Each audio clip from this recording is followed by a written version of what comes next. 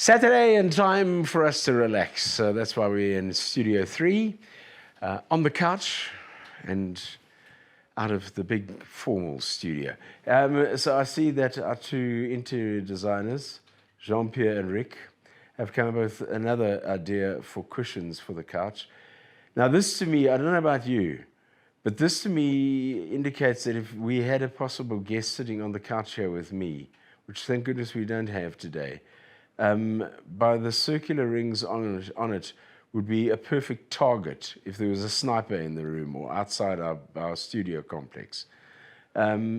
These acts are going from bizarre to ridiculous. They really are. And so we'll have to have a word with them about our cushions once again. You little... I nearly said sluts, but I wasn't going to say that in the first place. Right.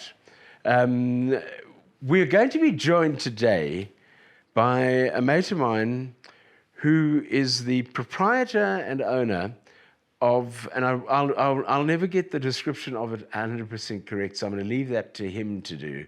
But it is a place, I can tell you, where I have been known to have the odd, very odd libation in my time.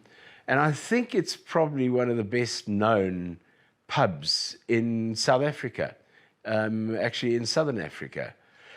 We go to the little hamlet of Bathurst in the Eastern Cape and say hello to Gavin Kame, who is proprietor and owner of the Pig and Whistle, which, Gavin, explain to me what it is. Is it the longest running? I'll leave it up to you. What is it?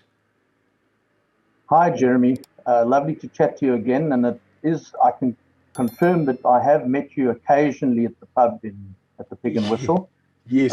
Which is the oldest continuously licensed pub in South Africa. We got our liquor license in 1832, and we've continuously held a liquor license since then. So in January this year, we celebrated our 190th birthday. And we celebrated that in style with Jesse Clegg in concert. Oh, man. You know, you mentioned Bathurst, and the first thing that people will say is, oh, is that where the Pig and Whistle is? You guys have become a legendary pub in South Africa. How did that happen? How did that morph into this? I don't know, it's because you've been around for ages and ages and ages, but how did you get into, because you actually have got the Pig and Whistle into the hearts of South Africans? Yeah, I think that our big win has been the advent of social media, Jeremy. One of my mates said to me, the social media presence of the Pig and Whistle is like it was like I was a national chain of hotels. It really has been the most dramatic way to promote this old pub. But it's had its day. I mean, it's, you know, in the early days, people came here on horseback. They came here in ox carts. And it's been known by generations of South Africans. And that moves down to the children, the grandchildren, the great-grandchildren.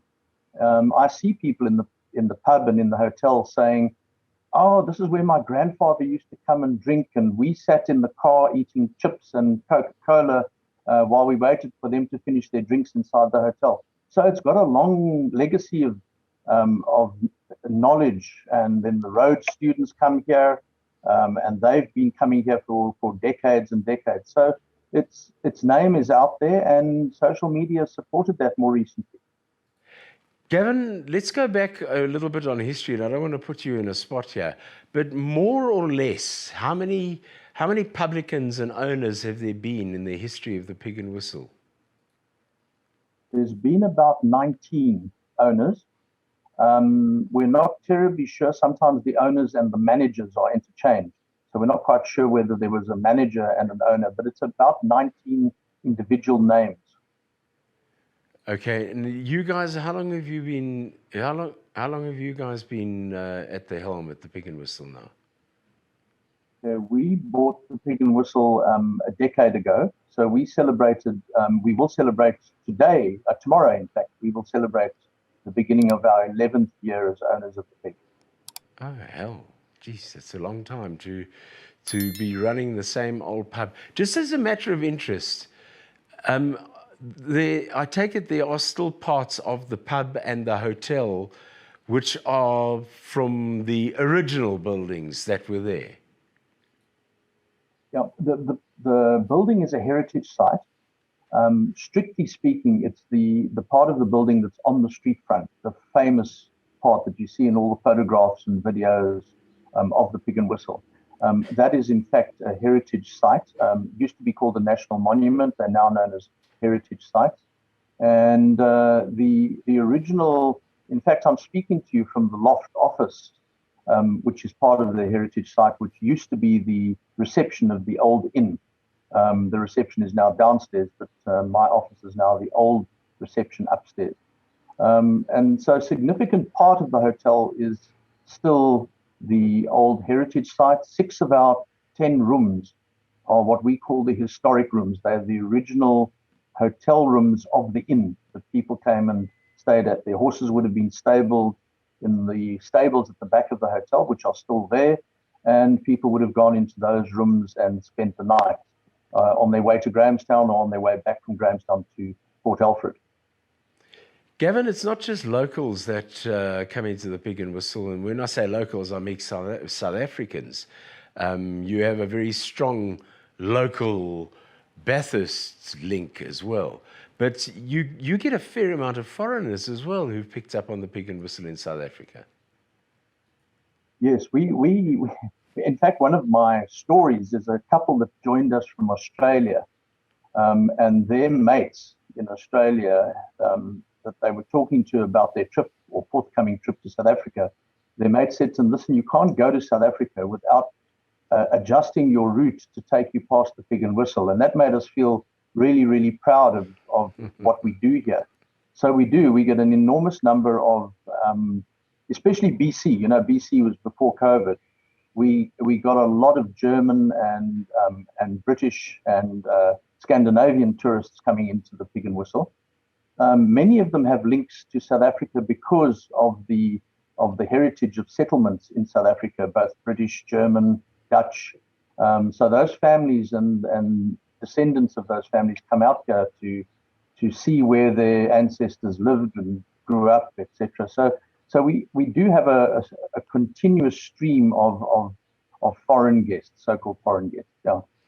If people for the last 20 odd years or 30 years have been living under a stone or on another planet and have just returned from that particular planet or crawled out from under that stone and don't know anything about the Pig and Whistle, do you have a website or anything that people can go to and have a look at? Yeah, we have a website that is www.pigandwhistle, spelled out, .co.za. And we also have a very active Facebook page, which is called @Historic Pig on Facebook. So you can get access to both. Obviously, the Facebook page is more active, and we put current news on and current photographs.